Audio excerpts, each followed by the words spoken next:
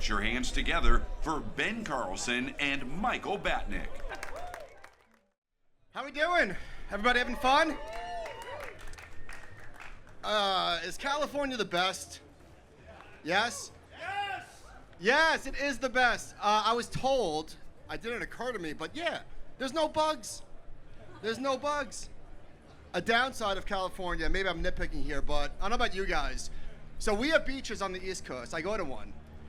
But there's something about the California sand. The sand sticks in my ear. And I don't know, it buries itself in my brain. I'm cleaning my ear out for 3 weeks. But other than that, I can't complain. Ben, you okay? I'm good. All right, before we get started, I want to mention we've got these snazzy hats. We've had a lot of people ask you about them. Pat, let's say, what's up, man? idon'tshop.com if you want them. There was a really handsome guy at Reynolds Wells who said, we need some trucker hats. I'm not naming any names, and these have been hot, and everyone wants one. idon'tshop.com. Okay, so I feel like a lot of pressure to redeem ourselves. Most of you weren't in Miami last year, but whew, we bombed. We bombed. Well, they put us on the stage at 8 a.m. the night after Michael's 40th birthday. So hungover adjusted, it wasn't that bad, but it wasn't great. So, all right, we're going to turn it up this year. Last year in California, we did our origin stories. And no offense, but we had 30 minutes, and you took like 23 of them. Oh, really? I did? You did. Okay. That's okay. Listen, I like... Still holding on to that one all this time later? No, not at all. Jeez. I love letting you cook, and we're this is very high. We're gonna, thank you. We're gonna do it again. This is Ben's show. It is 10 years of Ben Carlson at Ritholtz Wealth Management. Well, and I thought we could give some lessons learned that because we've been reminiscing a lot because we're middle-aged now, and that's what we do when you're middle-aged. Remember that time? Yeah, and I thought it'd be interesting to kind of do a look back at us building Ritholtz Wealth Management from what was a startup when I joined. We were squarely a startup firm to now what is a much more mature firm. And I think we've moved on from being startup people to more mature people in some ways. I feel very mature, very grown up. When Ben started with us in 2015, Bitcoin was at 228 bucks. God, what an idiot I was. Oh my God. Yeah, it's a lot higher right now than $228. Nvidia was split adjusted 54 cents. It's higher than that right now. The S&P was 1900. It's now 6500. And the Dow was at 16,000. It's 45,000. I hand up, I didn't see that coming. Did not envision that we were about to embark on one of the best bull markets of all time. Did you? Of course, I knew it. That's why I joined the firm. Nailed it. All right, so Ben, I'm going to tee you up. So here's what we're going to do, okay? I don't know if you guys listen to the podcast, but I've been getting very into audiobooks lately. So I'm going to read the entire post, and you are all going to listen like an audiobook. Just kidding. Okay, all right, but we'll start here. So when Ben joined Ritholtz Wealth Management, we were managing $140 million. This was in the fall of 2015. You were the 7th employee, and you wrote, we were a startup at that point. No one really took us seriously, but we took ourselves seriously, and that's all that mattered. That brought a tear to my eye. Well, so I remember, what was the name of the taco place we used to go to right by our firm? Salvation Taco, rest in peace and peace. So that was the taco place we'd go to, and I came to New York the first week I joined the firm. We go out to lunch. Barry and Josh stand up to say a few words, and... Wait, to say a few words to who? Like welcoming me to the firm. Okay. Yeah. It was me, you, Chris, Barry, Josh, Patrick. Patrick and Erica. And Erica. And Barry said, hey, we're building the infrastructure for $1 billion firm, even though we're not close to that yet. 50. Yeah. And the funny thing is I say it's some combination of confidence and like being naive that we all believed it at the time, even though we were so far away from that. But then Barry, aside, says, yeah, we can't even afford Ben's salary at this point. Hopefully we can grow into that. And where is Barry? Is he here?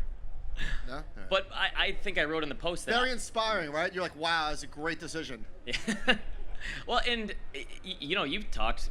We were bootstrapped at the time. There was no outside investors. It was all us and trying to like make it work. And there was times when like needing payroll was difficult. There was, remember we were leasing computers from the Apple Store, which I still don't really quite understand. I do remember that. You were making 40% more than I was when you started. That was an ego hit, a little gut punch. Hey, listen, no one told me. But yeah, we were squarely a startup. You guys had the crappy little office. I had my own little office, and I'd come to New York once every other month or something. And we got Slack the very first day. And it's funny to think back now. It seems so easy, but someone asked us last night, like, how were the early years? And it was, it was a slow stair step. And they said, well, when did the growth really hit?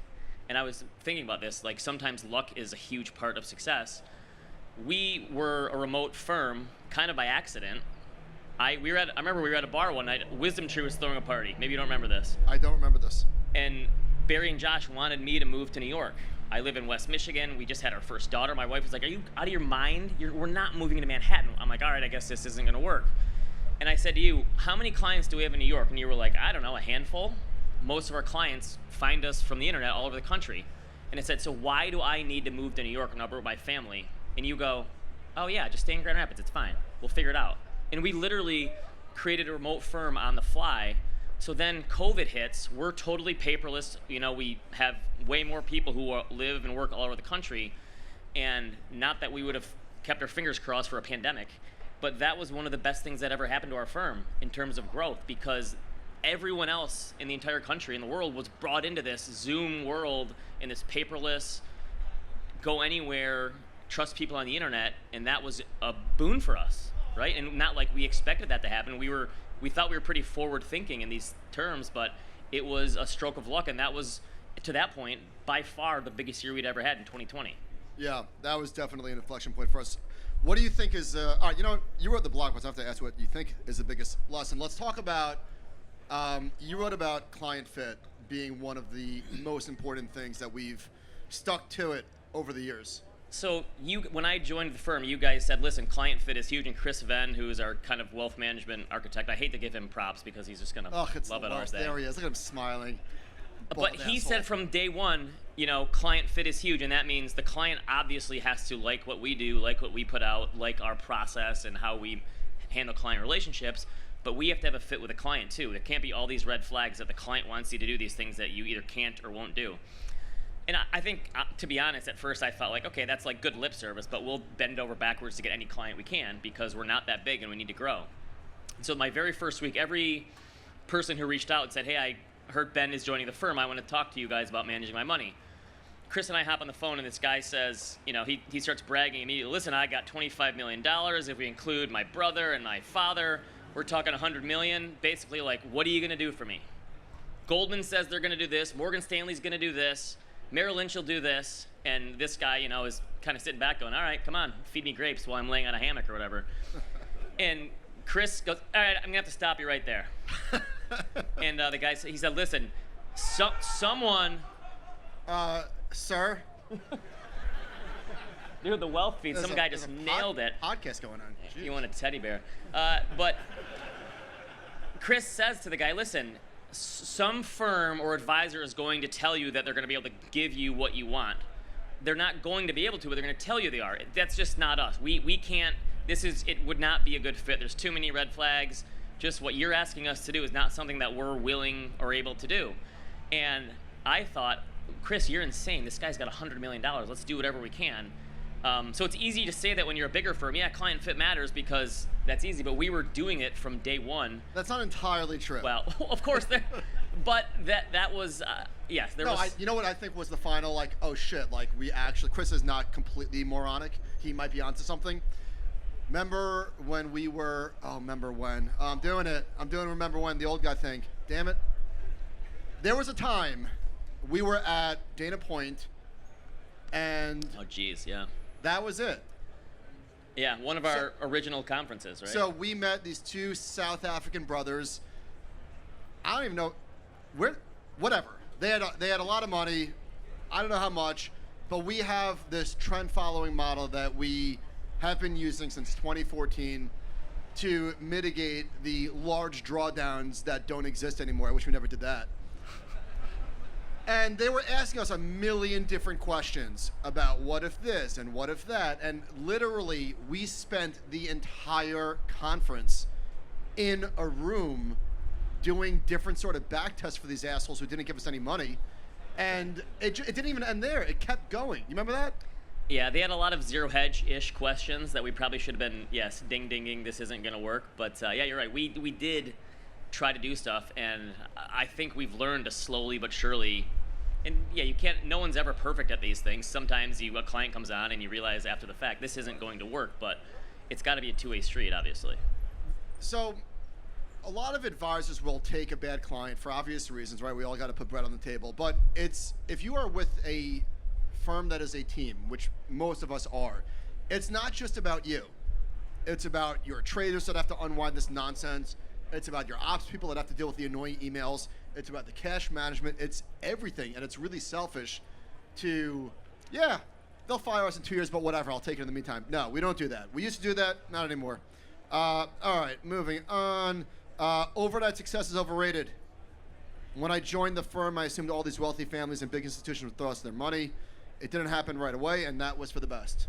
So I came from the institutional world and foundations and endowments, and the big lesson for me there was how much I learned all about career risk and how many of these people were working for committees and organizations and having to do things that they didn't really necessarily agree with or want to do, but it's like, listen, this is the job, this is what they're telling me to do, I have to do it.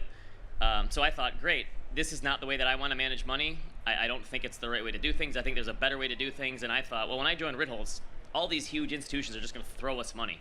And it didn't happen right away. And it was a little bit of an ego hit. I thought, wait a minute, why isn't this working? And we didn't have the institutional knowledge back then. And when I say institutional, I don't mean those types of investors. I mean, we didn't have like that level of expertise. You have to take like a stair-step function almost to get to that point where you've had some reps and you have to put it in. We always like to say that like expertise or experience is not the same thing as expertise, but for some things you just have to put in the time to figure out how to do it better. And then once you have a few of those situations and circumstances, then you can better deal with clients that come in at that level and stuff. So I got something for you. Okay. Little twist? Yeah. No, I think that I did a panel earlier today on content, and I think that's obviously been the big thing, and a lot of advisors ask us about the content piece and how they can do it. And I think the biggest surprise to me is just the flywheel effect of the content. I assumed, hey, when I joined the firm, all the people who read my blog, who want us to like me or the firm and like our process, they'll give us their money, and then eventually that well will run dry. And then our business will be built on referrals, because the people like Barry and the people like Josh and you, and that will eventually go dead. I never considered the fact that the longer and more and consistently we produce content, eventually those people come to us because they have stuff going on in their life. Not because, oh, I like these guys, I'm going to throw them money. And I think the flywheel effect is something that I think we all probably underestimated. And it's like compounding. It's back end. It's backloaded. Is there a question? No, I'm being nostalgic here. I'm just thinking back. Don't you think that that's something that obviously we put our foot on the gas when we realized how important content was, and it wasn't. We've all talked about. We all started our own sort of blog stuff separate from each other. We never said let's start blogs and then we'll all come together like Voltron as one, and then we'll create a firm. Like, it never was that thing. We all just did it because we enjoyed it.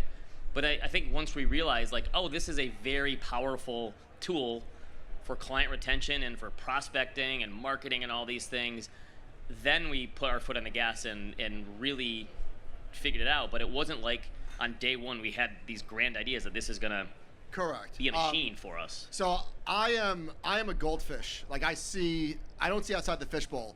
I got kicked out of college twice, as most listeners know, so I am very much like one day at a time. I don't think about the future. I don't plan for the future. But you're right. I guess I assumed that when we started, it's Barry's name.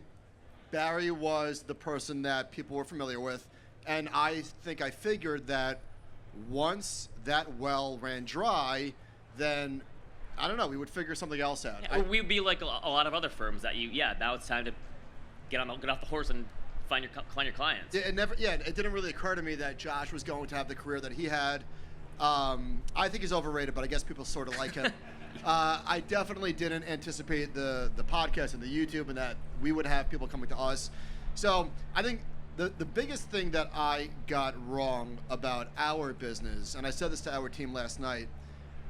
So me, Josh, Barry, and Chris meet twice a year to talk about the business, and we never spoke about asset milestones, like ever. It just didn't really come up. Maybe like we were excited about the first billion. I'm sure. I don't think as a firm, we've never really had goalposts or benchmarks that like you have to hit this. Yeah. No, we never spoke like that. It was always about like, what are we doing? What's working? What's not working? Where do we want to spend money?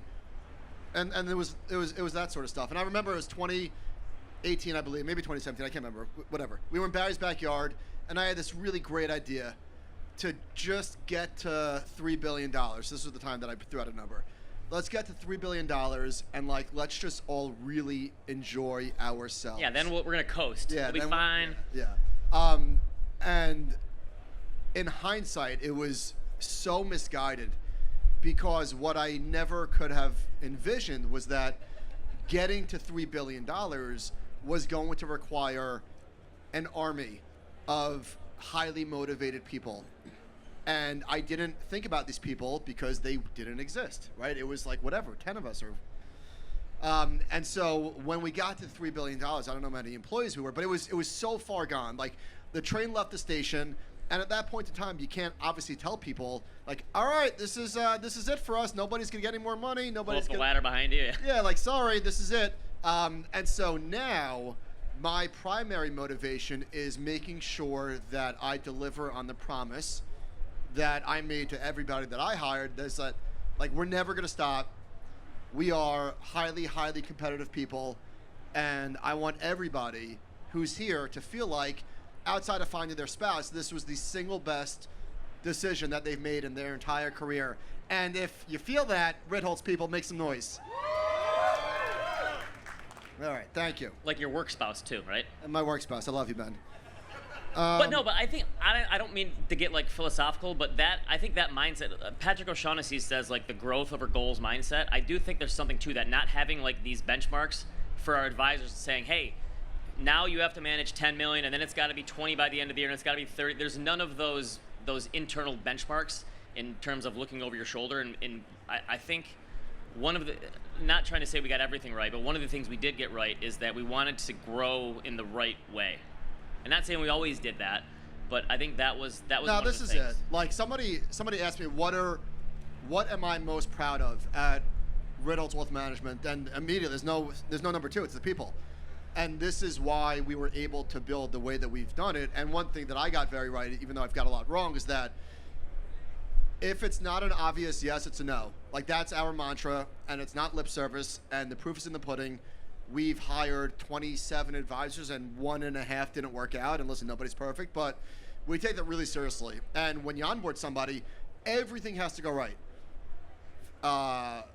Philosophy in terms of how they want to handle their clients, obviously, like how they think about managing money, how they think about ambition, and balancing the act of lifestyle and career ambitions. Like, for us, there is no balance, and we go hard. I don't know what else to say, and it served us well, and that is how we're going to continue to grow, with the right people only. That's it. Well, the one question that we always get, and we talk about this every couple of years, but people will say, how do you guys have so much time you're running a firm, but you're also producing all this content? How do you have time to do both? I wake up at 3:30, 4 on the weekends. Listen to 3 audiobooks. But I think part of it is not only hiring the right people, but for whatever reason, in our sick brains, this is the stuff that really interests us. You and I don't golf. Do you do fantasy football? I do, but my partner does the heavy lifting. Okay, but we don't have a lot of honestly hobbies, and that sounds kind of loserish, but this is the stuff that we enjoy doing too. I think that's part of it, is especially on the content side of things. Do you think about the next 10 years? I don't think that way. But do you ever go there? Sometimes? But yeah. Come on, be honest. No, sure. Nobody's listening. And I think if I tried to map it out, I'd be completely wrong whatever I tried to say. But I think one of the things that we've realized is, and I don't want this to come back to bite me, but we like being an independent firm. And I think just because we're kind of a We will never take outside money, so stop asking, but there is a price for everything, so. Yeah, just NVIDIA Can't valuation. put a price that's on all. freedom, but I don't know. Bill? Yeah, I think that's we're kind of a band of misfits in a lot of ways, and I don't think we would do well inside of like a big corporate structure. I know I wouldn't, because I think we're just too used to doing things our own way. But we've had to become, I don't know, a little more corporate as we've grown too. So because we have a lot of people in our firm now. Almost 80. All right, what else? What else is going on? What else we got?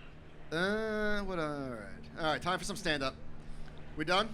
No. I think there's also a lot of unintended consequences along the way. You and I kind of started this podcast as a lark in 2017, and we at the time thought, oh God, everyone's doing a podcast. Do we need to do one? I've told this story before, but whatever. It's a new audience. New people are here. I was mortified the week that we were starting a podcast. Now, talking into a microphone is difficult. It requires practice, and there's something that happens when the camera goes on and you see a red light, your brain gets twisted. I can't describe it, but it's hard. And I got butterflies for the first 3 years. Remember, we have 5 or 6 podcasts. We did a practice podcast. Yeah, those are great. That never saw the light of day. We should resurface those. But anyway, the week that we started, the New Yorker ran a headline, like a cartoon. I'm thinking of stopping a podcast, and I was just like, ugh.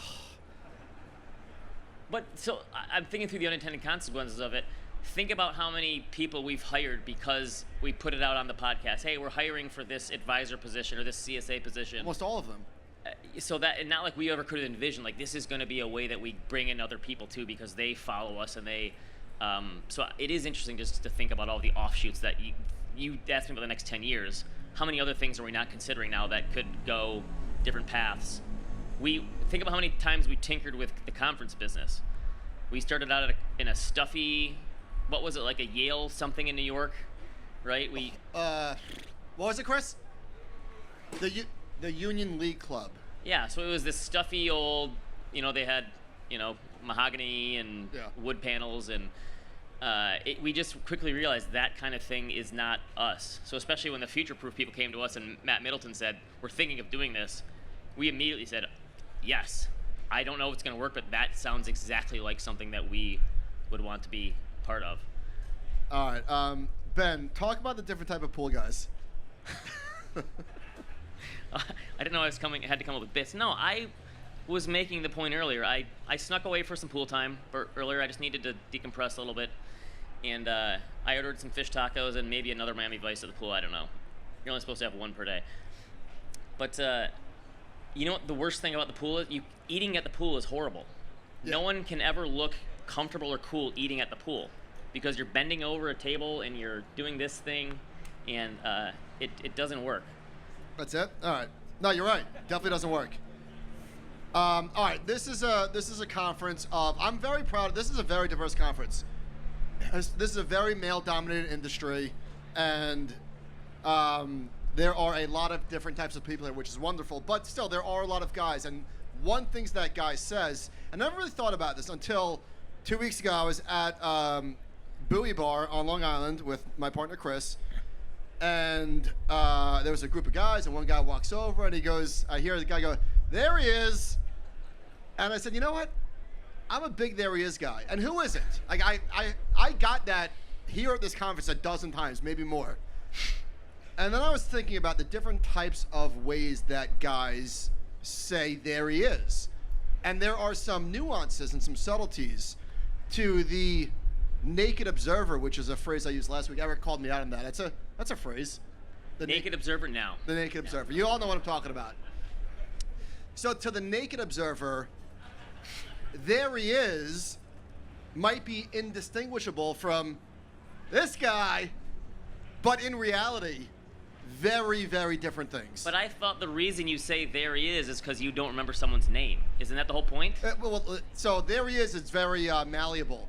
You could use it in all different sorts of settings. there he is works when you don't know the person's name, but also like if that's like your friend that you haven't seen in a long time, there he is, bro hug, right?